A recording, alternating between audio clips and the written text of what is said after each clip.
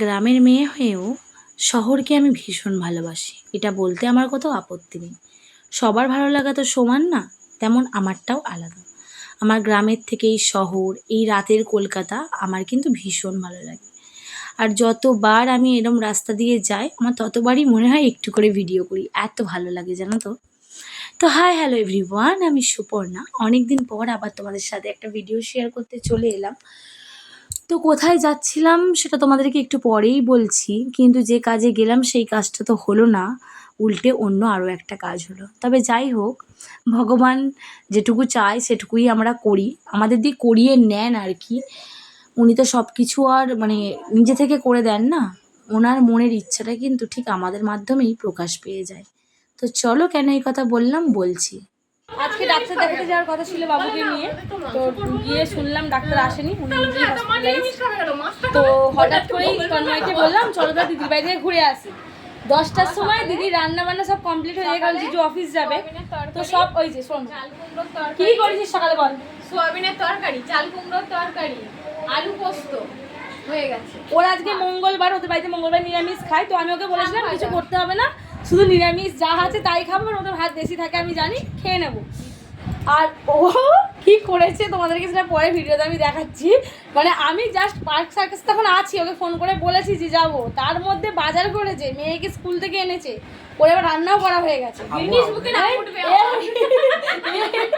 দশও পূজা হচ্ছে, একেই বলে মনে হয় কি করেছে করেছে ঠিক আছে, একটু বেশি হয়ে গেছে। ওদের নিরামিষ 100 বার বারণ করলাম যে চিকেন টিকেন কিছু করবি না, আর আমি চিকেন খাই, মাটন খাই না, ওই জন্য কিন্তু চিকেনটাই করে, নাহলে বোন খেতে পারবে না, ও জানে। তো এই যে আবার এইসব করেছে, কোনো মানে হয় না, ওদের বাড়িতে কেউ খাবে না আজকে নিরামিষ। দেখো বাড়িতে লোকজন রান্না হয় অনেক রকম হয়, কিন্তু ওর যেহেতু সব রান্না কমপ্লিট হয়ে গিয়েছিল, মেয়েকে তখন আনতে যাবে প্রায় 10:30 বাজে, বাজার করেছে, করে তারপরে রান্না ঠান্না সব করে, ফ্রাইড রাইস করেছে, চিকেন করেছে, ছেলের জন্য চাটনি করেছে, এগুলো এক্সট্রা। যেহেতু রান্না কমপ্লিট হয়ে গেছে, আমার নিজেরই খুব খারাপ লাগছে, কিন্তু আমি ভাবলাম নাহলে যেতে পারবো না, এভাবে হুট করে না গেলে আমি আর কোনোদিন যেতে পারবো না।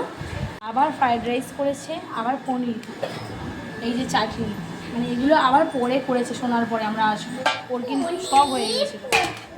ও এতটাই খুশি বলতে, রান্নাবান্না হয়ে যাওয়ার পর কিন্তু হঠাৎ করে শুনি কি ও আসবে, নিজে ঘাবড়ে যায়, পারি না, আমার দ্বারাই তো হবে না, আমি তো একটু রেগেই যেতাম। হ্যাঁ ব্যাস, আর দিস না, যে একটু পরে আগে বলতে পারতিস। এবার আমরা তো কোনো প্ল্যান করিনি, প্ল্যান ছাড়াই এসেছি, বললাম ডক্টর যেহেতু আসেনি, তো সেহেতু ভাবলাম চল দিদির বাড়ি ঘুরে আসি। আর প্রায় বছরের ওপর গড়িয়ে গেছে ওর বাড়ি আসা হয়নি, তো ভাবলাম এটাই সুযোগ, যেহেতু স্কুল কামাই হয়েছে, এই তন্ময়ের কাজ টাজ বন্ধ আজকে, এখানে ডক্টর দেখানোর কথা বলে, তো ভাবলাম চলো দিদির বাড়ি ঘুরে আসা যাক। তো ওকে বলতে বলো কোনো ব্যাপার না, সত্যি বলতে বাড়িতে সবাই, ও বলে না, ওর যতটা আনন্দ হয় ওর বাপের বাড়ির লোক আসবে, তার থেকে দ্বিগুণ আনন্দ হয় ওর শ্বশুর বাড়ির সবার, মাসিমণি, মেসমশাই, ছোটদা, ছোটদি, জিজু, সবার বেশি আনন্দ হয়।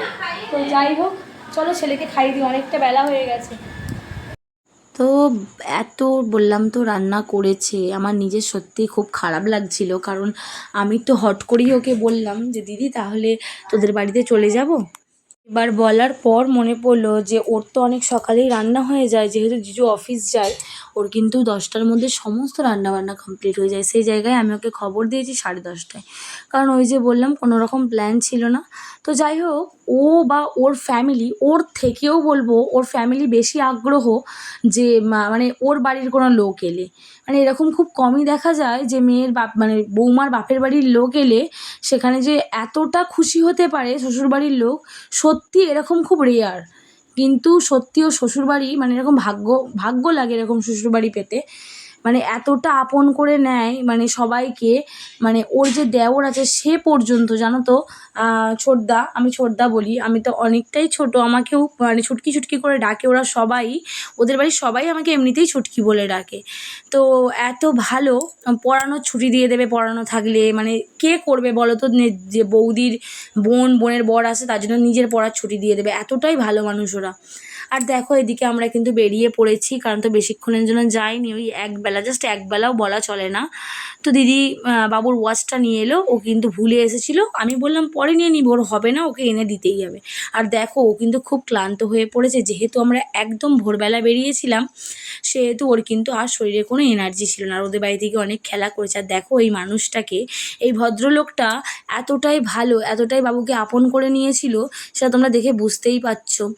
ও আমাদের এইদিকে বসেছিল, হাওয়া লাগছিল না, তাই নিজের কাছে নিয়ে মানে নিজের সন্তানের মতো ওকে কিন্তু আগলে ধরে বসেছিল, সেই বারাসাত থেকে শিয়ালদা পর্যন্ত। তো যাই হোক, চলো টাটা, এখানে ভিডিওটা শেষ করে দিলাম।